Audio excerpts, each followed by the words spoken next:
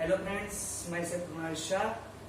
મિત્રો, આજે આપણે ચેપ્ટર નંબર 3 તેના રિવિઝનના પાર્ટ 5 માં અભ્યાસ કરીશું, જેનો મુખ્ય ટોપિક છે મુખ્ય ઉકેલ અને વ્યાપક ઉકેલ. ઓકે, તો સૌથી પહેલા આપણે એના કન્સેપ્ટ તરફ જઈએ કે મુખ્ય ઉકેલ કોને કહેવાય અને વ્યાપક ઉકેલ કોને કહેવાય. પછી તેના પ્રશ્નો તરફ આપણે આગળ વધીશું. તો એનું કન્સેપ્ટ સમજાઈએ તો સૌથી પહેલા એક એકમ વર્તુળ એટલે કે એવું વર્તુળ કે જેનું કેન્દ્ર ઉગમ બિંદુ હોય અને તેની ત્રિજ્યા 1 એકમ હોય. આ કોઈ એકમ વર્તુળ છે. આ x અક્ષ, આ y અક્ષ. અહીંયા યાદ થાય 1 0 0 1 -1 0 0 -1. અહીંયા ખૂણો વડે 0, અહીંયા π/2, અહીંયા π, 3π/2 અને 2π. મિત્રો, ધોરણ 9 10 માં તમે ત્રિકોણમિતિય વિધિ વિશે ભણ્યા હતા. મતલબ એની અંદર sin ની કિંમત, cos ની કિંમત. જેમ કે હું તમને એવું કહું કે sin 30° ની કિંમત કેટલી, તો sin 30° ની કિંમત આવે છે 1/2. ઓકે, આવું તમે ધોરણ 10 માં ભણ્યા હતા. sin 30° ની કિંમત 1/2. 30° ને 0 થી અહીંયા જઈએ તો આટલો જે ખૂણો બને ને એ 30°. અને અહીંયા આગળ તમને sin વિધેય જે મળે એની કિંમત એટલે sin 30° ની કિંમત મળે 1/2. પણ એ વખતે તમે જે ભણ્યા હતા કે sin એ 0°, 30°, 45°, 60° અને 90°. મતલબ 0 થી સ્ટાર્ટ કરીને અહીંયા 90°, વધારે બધે 90° સુધી ભણ્યા હતા. એટલે તમને એની જ કિંમત ખબર છે. 0° ની કિંમત ખબર, 30° ની કિંમત ખબર છે, 45°, 60°, 90°. આ વખતે sin cos, tan cos, sec cos ની કઈ કિંમત આવે એ તમને આવડે. પરંતુ જ્યારે તમે અહીંયાથી શરૂઆત કરો ને એક વખત આખું ચક્કરડું મારો ત્યારે ઘણા બધા ખૂણા આવે. તો એ વખતે કેવી કિંમત મળે? જેમ કે આ sin 30° 1/2 કિંમત થાય. પરંતુ જ્યારે તમે 0 થી શરૂઆત કરીને 360° સુધી જાઓ તો તમને 1/2 કિંમત બે જગ્યાએ મળે. એક તો 30° તો મળે જ, એના સિવાય અહીંયા 150° પણ sin 150° પણ કિંમત 1/2 જ મળે. મતલબ જ્યારે એક વખત રાઉન્ડ મારો તો તમને એક મૂલ્ય બે જગ્યાએ મળે. તો જ્યારે તમે 0 થી 2π વચ્ચે તમને ધારો કે મેં એવું કહું sin x બરાબર 1/2, તો x શું આવે? તો તમે ધોરણ 10 માં ભણ્યા હતા કે હવે x બરાબર 30°, કારણ કે sin 30° 1/2. પણ જ્યારે 0 થી 2π ની વચ્ચે વાત કરો તો બબ્બે x ની બીજી બી કિંમત મળે, જે છે x = 150°. આમ દરેક વસ્તુ માટે cos હોય, tan હોય, cot હોય, sec હોય, cosec હોય, દરેક વસ્તુ માટે તમને બબ્બે કિંમત મળે 0 થી 2π વચ્ચે. તો 0 થી 2π વચ્ચે જે બે ઉકેલ મળે તેને મુખ્ય ઉકેલ કહેવાય. મુખ્ય ઉકેલ એટલે શું? x એટલે કે તમારો ઉકેલ જો 0 થી 2π વચ્ચે હોય તો આ જે ઉકેલ મળે છે તેને મુખ્ય ઉકેલ કહેવાય. 0 થી 2π વચ્ચે એક વખત તમે રાઉન્ડ મારો તો તમને જે ઉકેલ મળે ઓછામાં ઓછું બે વખત મળે. x ની બે જ કિંમત મળે આટલા એક વખતમાં, જે મુખ્ય ઉકેલ કહેવાય. ત્યાર પછી પ્રશ્ન આવે વ્યાપક ઉકેલ શું? જ્યારે સમજી લો કે મેં કહું sin x બરાબર 1/2, તો x શું? તો જ્યારે એક વખત ચક્કરડું મારું તો મને 2x મળે, જે મુખ્ય ઉકેલ કહેવાય. પણ બીજી વખત ચક્કરડું મારું તો અહીંયા ફરી આવો, આ બેની જગ્યાએ ફરી વાર આવીએ. એટલે જો અહીંયાથી એક વખત ચક્કરડું માર્યું 360° પૂરા, પછી પાછા આટલા ગયા 360 + 30 390° પણ તમને 1/2 મળે. એવી રીતે અહીંયા પણ મળે. જેટલી વખત તમે ચક્કરડા વધારતા જાઓ એમ તમારા ઉકેલોની સંખ્યા વધતી જાય. તો એ ઉકેલ જે આવે કે જે 0 થી 2π કરતા વધારે ચક્કરડો મારો ત્યારે મળે, ત્યારે ઉકેલ મળે એ વ્યાપક ઉકેલ કહેવાય. બહુ ગભરાવાની જરૂર નથી. આની અંદર તમારે મેઇન મુખ્ય ઉકેલ શોધતા શીખવું પડે. જો મુખ્ય ઉકેલ શોધતા આવડે તો વ્યાપક ઉકેલ માટે તો શોર્ટ ટ્રીક છે, એવું તમને હમણાં સમજાવી દઉં. પણ જો મુખ્ય ઉકેલ શોધતા આવડે તો વ્યાપક ઉકેલ શોધતા આવડી જાય. હવે મુખ્ય ઉકેલ શોધવામાં ધ્યાન શું રાખવાનું? તો સૌથી પહેલા ચરણ નક્કી કરવું. કયા ચરણમાં આપણો ઉકેલ આવે? ચરણ કઈ રીતે નક્કી થાય? તો ધન અને ઋણ સંજ્ઞા અનુસાર. સૌથી પહેલા તો ચરણ નક્કી કરવું. ધન અને ઋણ સંજ્ઞા અનુસાર તમારે ચરણ નક્કી કરવું પડે. પછી હું આ એક મુખ્ય ઉકેલ માટે એક ટ્રીક યાદ રખાડું છું. ધારો કે તમે જ્યારે બી ચરણ નક્કી કરવાના આવશે ને ધન અને ઋણ સંજ્ઞા અનુસાર કોઈ પણ વિધાનના, તો હંમેશા તમને બે ચરણ મળશે. એ ચરણ કેવી રીતે નક્કી કરવાના? ઓલ એસ ટી સી પ્રમાણે. આપણે એક્ઝામ્પલ લઈશું એટલે આપણે ખબર સોલિડ સી પ્રમાણે આપણે કેવી રીતે ચરણ નક્કી કરીએ છીએ. તેના પછી જો મારો ઉકેલ પ્રથમ ચરણમાં આવે તો થીટા યાદ રાખવાનું. દ્વિતીય ચરણમાં આવે તો પાઈ માઈનસ થીટા, કારણ કે અહીંયા પાઈ છે તો દ્વિતીય ચરણમાં જોઈએ તો આમથી આમ જવું પડે તો પાઈ માઈનસ થીટા. તૃતીય ચરણમાં આમ આવવું પડે તો ઉમેરવો પડે ખૂણો એટલે પાઈ પ્લસ થીટા. અને ચોથા ચરણમાં જો ઉકેલ આવે તો 2 પાઈ માઈનસ થીટા. મતલબ આ ચાર વસ્તુ યાદ રાખવાની. પ્રથમ ચરણમાં થીટા, દ્વિતીય ચરણમાં પાઈ માઈનસ થીટા, તૃતીય ચરણમાં પાઈ પ્લસ થીટા અને ચોથા ચરણમાં 2 પાઈ માઈનસ થીટા. આટલી વસ્તુ તમારે ખાસ યાદ રાખવાની મુખ્ય ઉકેલ માટે.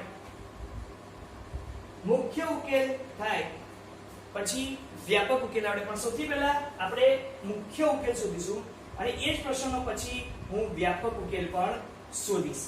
ઓકે, તો મુખ્ય ઉકેલની શરૂઆત કરીએ આપણે. પહેલો પ્રશ્ન,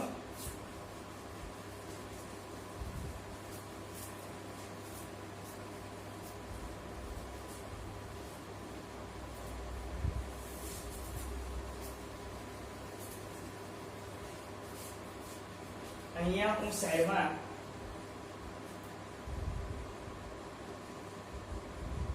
અહીંયા લખી લઉં છું થીટા પાઈ માઈનસ થીટા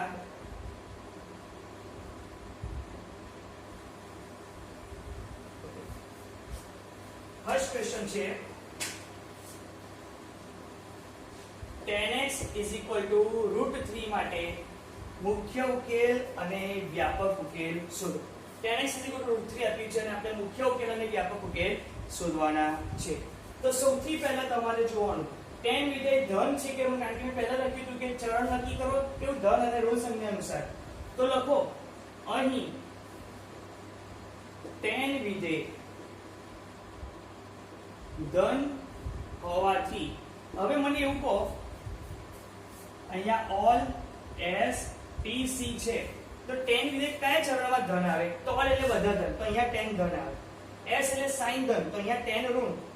t એટલે tan, એટલે ત્રીજા ચરણમાં tan ધન. એટલે પ્રથમ ચરણ અને તૃતીય ચરણ આ બંને ચરણમાં tan ધન છે. તો tan વિધેય ધન હોવાથી ઉકેલ કયા ચરણમાં મળશે? ઉકેલ પ્રથમ અને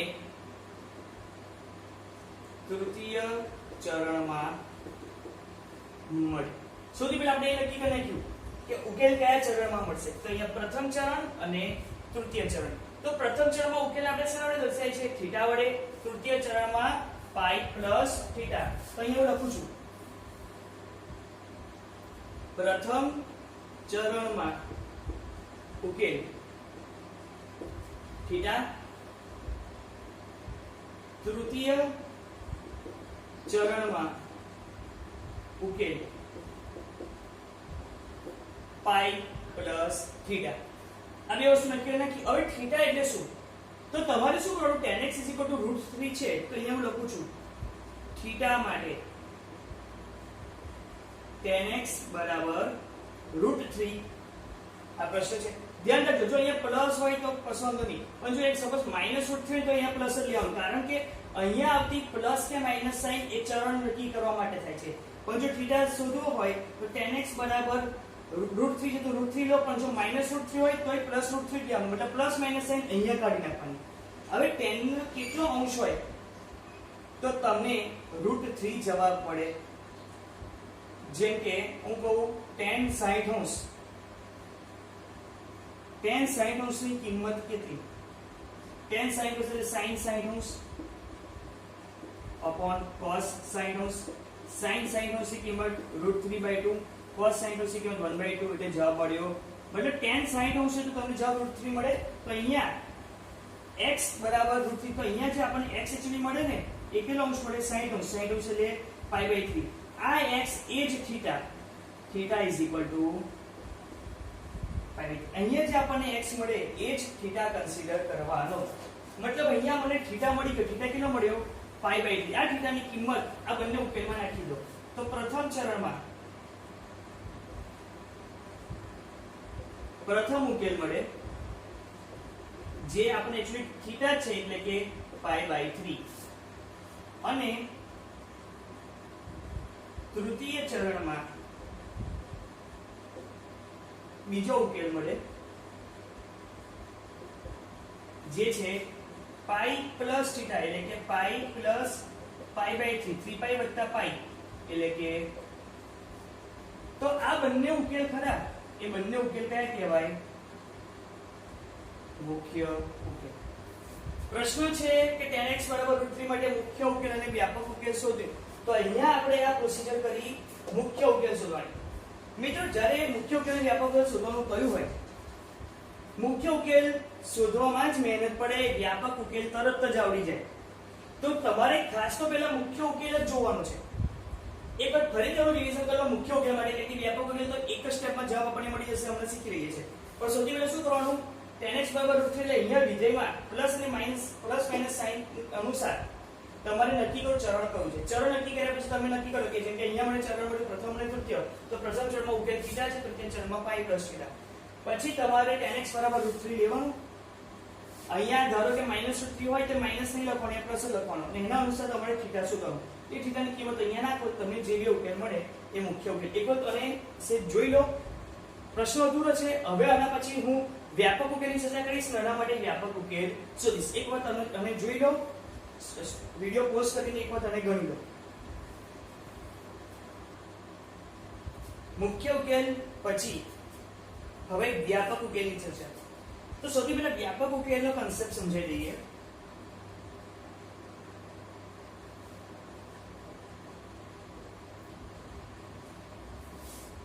નંબર 1, અહીંયા અમુક વસ્તુ તમારે ખાસ ધ્યાન રાખવાની છે. જેમાં પહેલું છે જો sin x બરાબર 0 હોય તેનો વ્યાપક ઉકેલ થાય x n pi n belongs to z. આ યાદ રાખી લેવાનું. જો sin x 0 હોય તો x n pi n belongs to z. એના પછી સેકન્ડ નંબર cos x 0 હોય તો x 2n plus 1 pi/2 n belongs to z.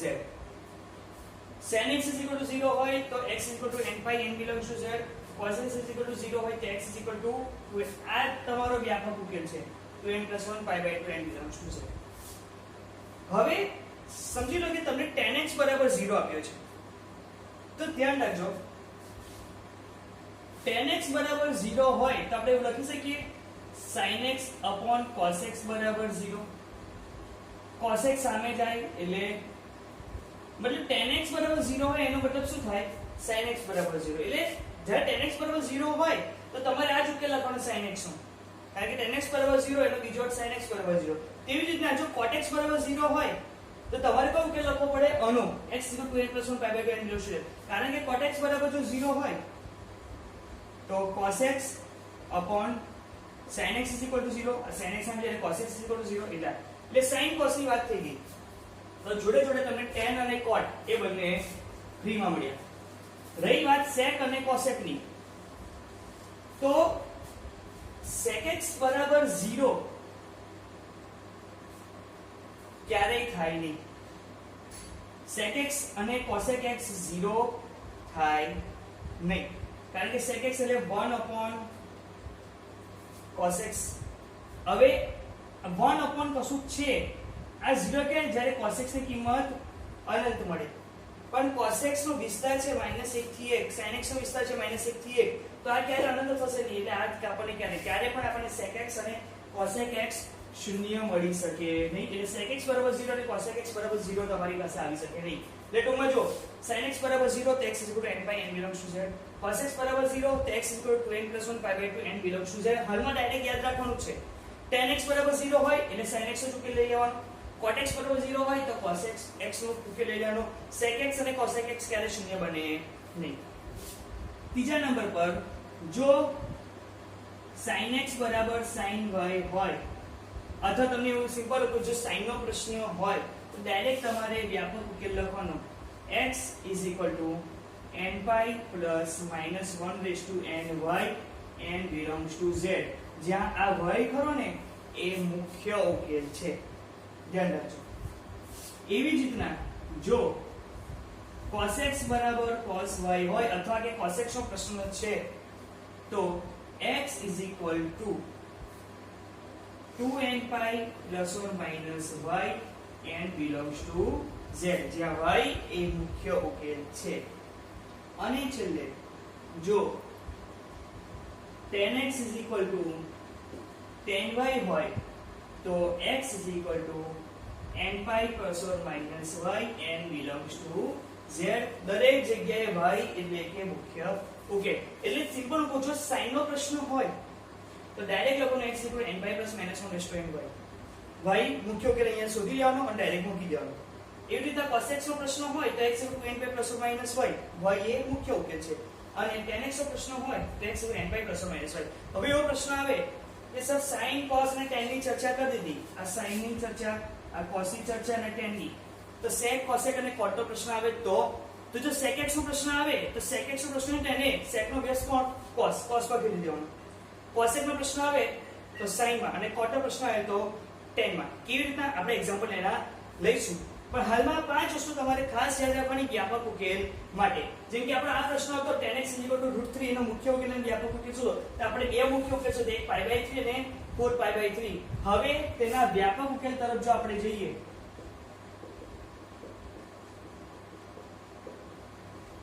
તો અહીંયા પ્રશ્ન કોનો છે tan નો.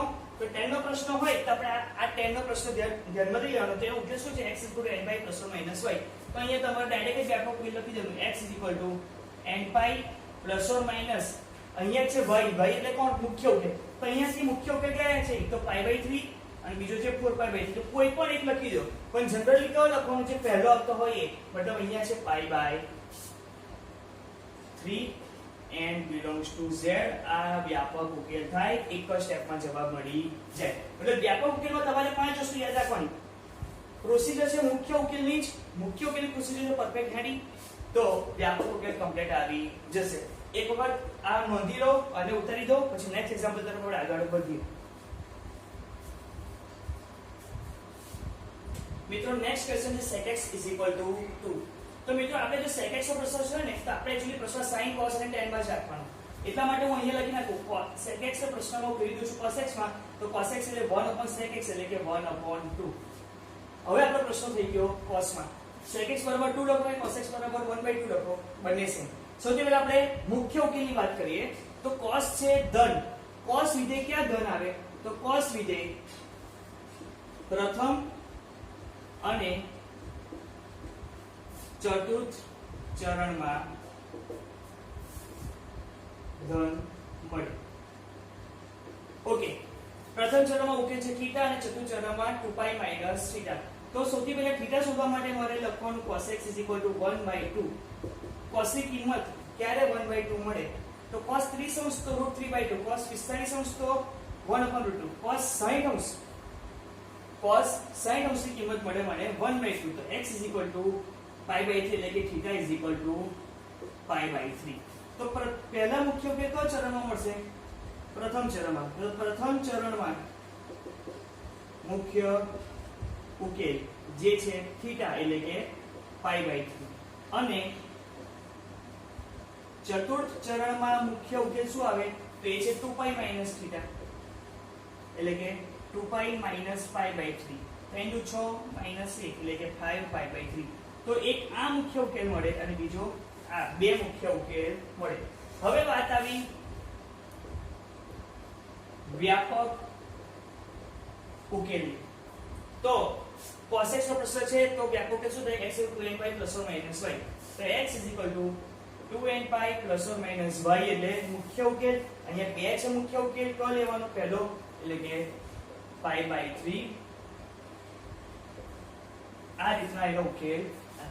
ઓકે, એકદમ ઈઝી પ્રશ્ન છે, એકવાર જોઈ લો, પોઝ કરીને વિડિયો સ્ક્રીનશોટ એક લઈ લો, નેક્સ્ટ પછી આપણે આગળ વધીએ. Question number 3, cos 3x cos x cos 2x 0. મિત્રો મેં હંમેશા કહ્યું છે કે જ્યારે ત્રણ પ્રકારના ખૂણા આવે, એક મોટો ખૂણો અને બીજો આવે નાનો ખૂણો, એ બંને ખૂણાને તમારે c c માં લેવાનો. તો આપણે આ બે ખૂણાને c c લઈએ તો c c 2c, તો 2 cos બંનેનો સરવાળો તો 3x 4x ભાગ્યા 2, સો 3x x એટલે કે 4x ભાગ્યા 2 કરો તો 2x, અને બંનેની બાદબાકી 2x ભાગ્યા 2 કરો તો x, તો 2cc એટલે cos x cos 2x 0. આમાંથી મિત્રો કોમન શું નીકળે છે? કોમન નીકળે છે cos 2x.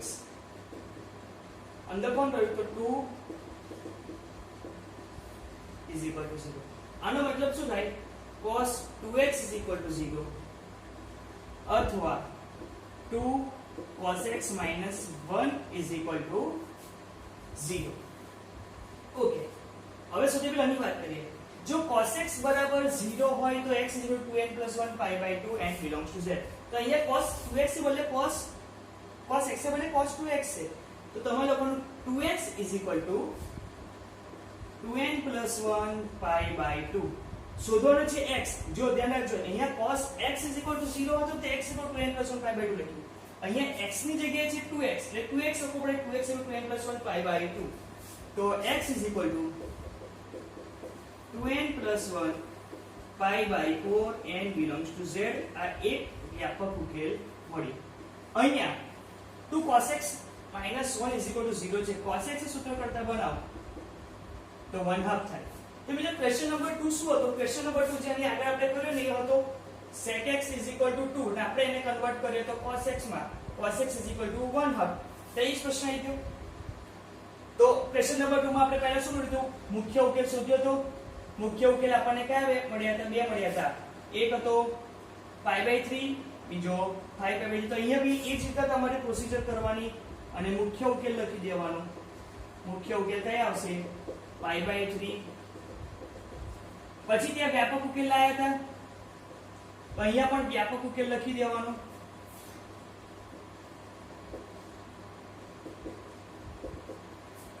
જે છે x 2n pi ± y એટલે pi/3 n belongs to z. મતલબ આખો પ્રશ્ન જે ક્વેશ્ચન નંબર 2 હતો એ ફરી અહીંયાથી આખી ગણતરી કરી દેવાની. ઓકે, તો ફરી એકવાર c c કર્યા એટલે 2cc મળ્યા, cos 2x કોમન નીકળ્યો એટલે આ પોર્શન અહીંયા લખ્યો, cos 2x 0 અહીંયા લખ્યો, cos 2x 0 તો 2x 2n + 1 pi/2, અને x ને સૂત્ર કરતા બધા 2 નીચે જાય તો pi/4 થઈ જાય, n belongs to z. અને આ cos x બનાવે એટલે ક્વેશ્ચન નંબર 2 આખો ફરીથી અહીંયા ગણી દેવાનો. ઓકે, એક જ આનો સ્ક્રીનશોટ લઈ લો, પછી આપણે આગળ વધીએ. ત્રણ પ્રશ્નોનો આપણે અભ્યાસ કર્યો. હવે ચોથા નંબરનો પ્રશ્ન sin 2x + cos x 0. આ પ્રશ્ન ખૂબ સરળ છે, એને જાતે પ્રયત્ન કરવાનો. આપણા જ્યારે રેગ્યુલર લેક્ચર મુખ્ય ઉકેલ અને વ્યાપક ઉકેલના છે, જે વિડિયો નંબર 12 અને 13 છે, તેની અંદર આનો આપણે વિડિયો નંબર 13 ની અંદર આનો ઉકેલ આપણે આપ્યો જ છે. એમાં તમે એકવાર ફરી જોઈ લેજો, જાતે પણ પ્રયત્ન કરશો તો પણ આવડી જશે. ખૂબ સરળ છે. આપણે પાંચમા નંબરનો એક્ઝામ્પલ જે છે sec² 2x = 1 - tan 2x એની વાત કરીએ.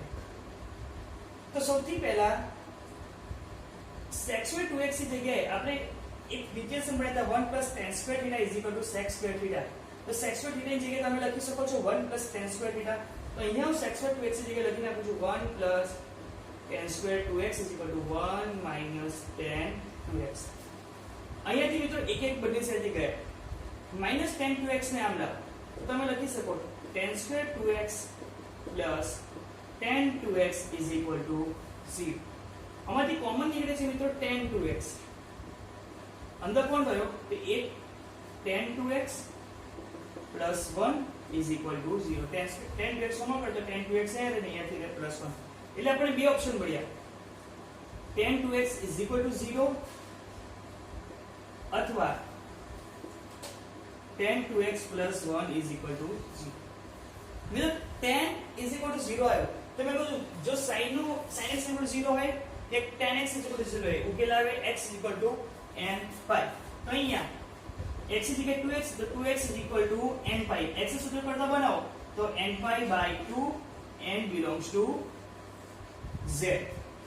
હવે tan 2x plus 1 is equal to 0, તો tan 2x is equal to minus 1. અહીંયા tan વિધેય કેવો છે? તો tan વિધેય કેવો છે? ઋણ. એટલે કયા ચરણમાં ઉકેલ આવે?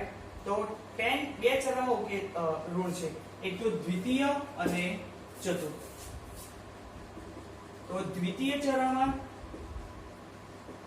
જે ઉકેલ છે એ પાઈ માઇનસ થીટા, અને ચતુર્થ ચરણમાં જે ઉકેલ આવે એ આવે.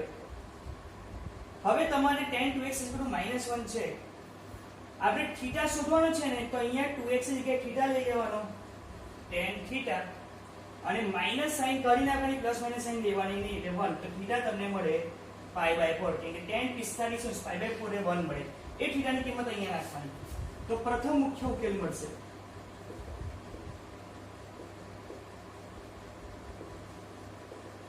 જે આવે પાઈ માઈનસ થીટા, એટલે પાઈ માઈનસ પાઈ બાય 4, એટલે કે જવાબ આવે 3 પાઈ બાય 4. અને દ્વિતીય મુખ્ય ઉકેલ જે આવે 2 પાઈ માઈનસ થીટા, એટલે કે 2 પાઈ માઈનસ પાઈ બાય 4, એટલે કે આ બંને મુખ્ય ઉકેલ થયા. હવે વાત આવે વ્યાપક ઉકેલની. એક વ્યાપક ઉકેલ તો આપણને મળ્યો જ છે, tan 2x + 1 = 0 માટે આપણે બીજો વ્યાપક ઉકેલ મળશે. તો tan ના પ્રશ્નમાં વ્યાપક ઉકેલને શું કહે છે? x = n pi ± y. પણ અહીંયા x ને અહીંયા છે 2x, તો મારે લખવું પડે 2x = n pi ± y, એટલે કે મુખ્ય ઉકેલ. અહીંયા 2 છે, તો મુખ્ય એક આ લઈ લો 3 pi by, તો x સૂત્ર કરતા બનાવ તો n pi by 2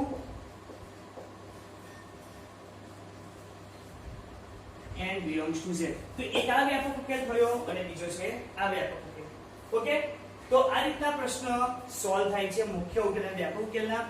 ટોપિક તમારા માટે નવો છે, થોડી પ્રેક્ટિસની જરૂર છે. એક વખત ફરીથી આખો વિડિયો લેક્ચર જોજો અને રિવાઇઝ કરજો, ઇમ્પોર્ટન્ટ ટોપિક છે. ઓકે, નેક્સ્ટ પાર્ટમાં આપણે એક નવા કન્સેપ્ટ સાથે આગળ વધીશું. Thank you.